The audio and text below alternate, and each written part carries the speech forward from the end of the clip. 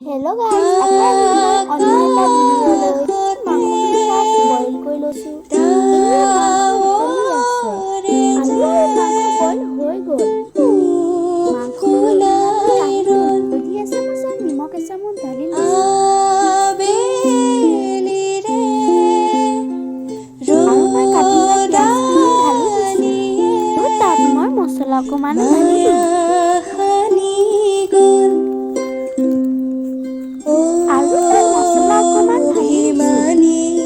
আৰু মই তেজপাত এটাও দি দিম। আৰু মই মিঠাতেল অকণমান ঢালি দিম। আৰু ধনিয়া পাউডাৰ অকণ দিম। পিছত মই ধুনীয়াকৈ হাতেৰে মাংসখিনি মুঠি ল'ম। মাংসখিনি মুঠি হৈ গ'ল। পিছত মই কেৰাহীখন গৰম হ'বলৈ দিছোঁ। কেৰাহীখন গৰম হোৱাৰ লগে লগে মই তেল অলপ ঢালি দিম। আৰু মই গোটা জালুক দুটা গৰম তেলত দি দিম। অকণমান মছলাও দি দিম। তাৰপিছত মই আদা নহৰু পেষ্ট গৰম তেলত ঢালি দিম। আৰু অকণমান চেনিও ঢালি দিম। তাৰপিছত মই মুঠি থোৱা মাংসখিনি তেলত ঢালি দিম। আৰু ভালকৈ লৰাই দিম। এতিয়া মই মাংসখিনি লৰাই আছোঁ। আৰু মাংসখিনিৰ ওপৰত অলপ ঢালি দিম।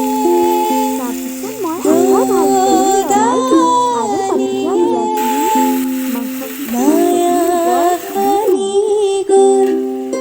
আৰু ধুনীয়াকৈ ঢাকনখন মাৰি দিম।